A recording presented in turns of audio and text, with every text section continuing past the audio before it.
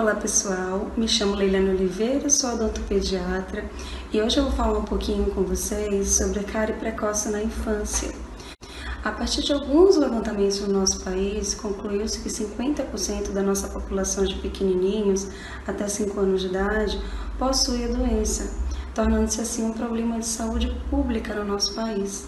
Achou-se também em algumas literaturas que ter a doença cárie na infância é um fator preditor para um adulto que venha ter a cárie.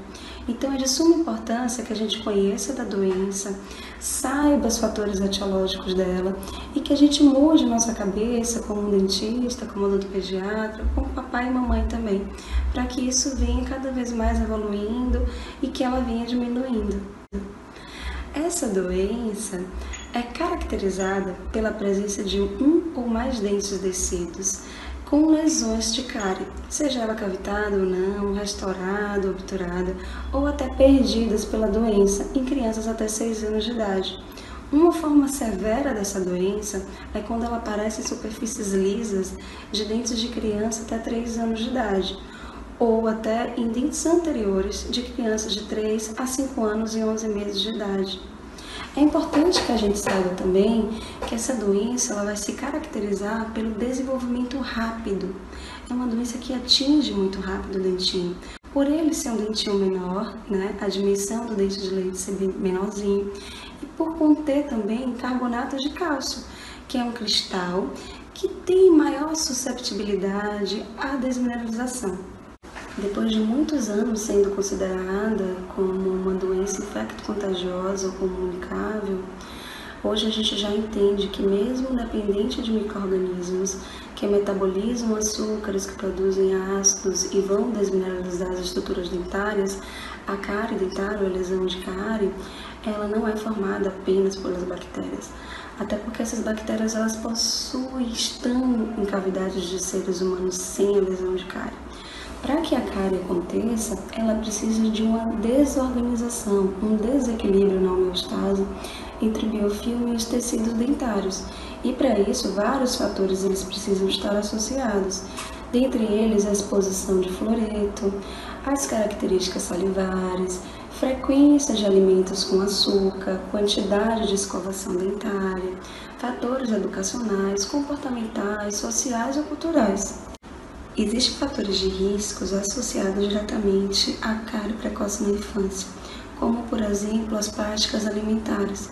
Crianças que fazem muita ingestão de alimentos açucarados, seja eles de dia ou noite, em livre demanda, seja eles de forma líquida ou sólida, vão ser crianças mais predispostas a ter a doença cárie, assim como aquelas que fazem uma baixa higienização bucal. Existem também alguns fatores biológicos, como a salivação e o biofilme cariogênico, que relacionamos também a essa doença.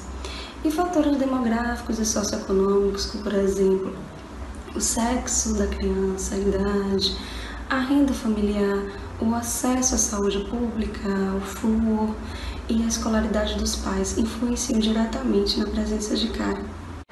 Crianças na idade pré-escolar que apresentam hábitos de alimentação prolongadas ou frequentes com o uso da mamadeira, principalmente a livre demanda, vão ser crianças que vão favorecer o desenvolvimento das lesões de cárie precoce na infância. O consumo dos líquidos açucarados ao dormir ou durante o período noturno faz com que esses líquidos permaneçam em contato com os dentinhos durante um longo período de tempo, onde o efeito protetor da saliva ele vai estar ausente devido à diminuição do fluxo salivar. Então, vai ter uma maior dificuldade da autolimpeza nas estruturas dentárias. A literatura ainda é controversa quanto ao aleitamento materno à livre demanda ser um fator de risco causador da cárie precoce na infância. Um artigo avaliou que crianças que fazem uso da mamadeira têm mais chance de desenvolver uma cárie precoce na infância do que aquelas que são apenas amamentadas pelo peito. Isso deve ocorrer por conta da lactose ser menos cariogênica do que a sacarose apresentada nas mamadeiras açucaradas. E também a lactose, quando ela é fermentada pelas bactérias, elas não vão produzir polissacarídeos extracelulares. ao contrário da sacarose. Esse é um fator importante para ser conversado com os papais, porque as crianças que fazem muito uso de sacarose, de mamadeiras açucaradas a livre demanda, elas são crianças que têm até 7 vezes mais chances de vir a desenvolver uma cárie precoce na infância. Então, você é dentista, você é odontopediatra, futuro dentista, converse com os papais, digam para eles toda a necessidade e toda a importância da alimentação e a necessidade de diminuição desse fluxo alimentar. De acordo com a Associação Americana de Odontopediatria, existem algumas medidas preventivas para o controle do risco de cárie na infância. Vamos falar de 3 delas. A primeira é o controle da dieta do teu paciente. Orienta os pais, orienta as mamães quanto ao consumo de carboidratos fermentáveis, o consumo de açúcares, seja ele de forma líquida ou sólida, ou até mesmo do aleitamento materno a livre demanda. Esse leitinho ele precisa ser controlado, principalmente se o paciente já possui o primeiro dentinho e se esse leite é associado com o consumo de outros carboidratos fermentáveis. A segunda coisa que a gente precisa comunicar aos pais é a importância da escovação após a presença do primeiro dentinho. As evidências científicas hoje mostram que o dentifrício fluoretado precisa conter 1.100 ppm de flúor e precisa ser usado 2 vezes ao dia. A quantidade desse dentifrício na escova, ela vai ser controlada a partir da idade do paciente. Então, cada paciente tem uma quantidade específica de creme dental na escova. E a terceira coisa que a gente precisa avaliar sempre é o risco individual do nosso paciente. Se esse paciente consome muito carboidrato fermentável, se toma leite livre demanda, se tem uma higienização correta realizada pelos pais. Se esse paciente for um paciente de risco de cárie, a gente precisa avaliar também a possibilidade, a necessidade dele fazer uso de flúor tópico no consultório. O primeiro contato com os pais do teu paciente vai ser de suma importância para todo o resto do tratamento. Nesse primeiro contato, a gente vai fazer uma anamnese minuciosa, onde a gente vai perguntar sobre o aleitamento, o tipo que é feita, a quantidade, se é livre demanda ou não, a exposição de açúcares que esse paciente passa, se existe uma higienização bucal adequada, se é feita pelos pais, se é feita pela própria criança, se tem flúor ou não, se usa escova ou não, o tipo de hábitos parafuncionais exercidos por esse paciente e as doenças sistêmicas do teu paciente.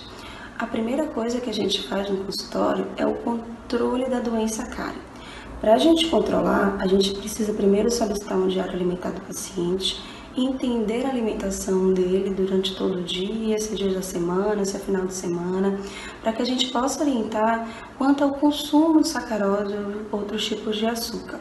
Pacientes que são expostos 7 a 8 vezes durante o dia a açúcares, eles são pacientes que têm maior risco de desenvolver uma cárie. Outra coisa que a gente precisa orientar, ensinar e treinar bastante aos papais é quanto à remoção do biofilme. Então, para um minuto, ensina teu paciente, ensina ao papai como fazer essa escovação na criança e a importância dessa.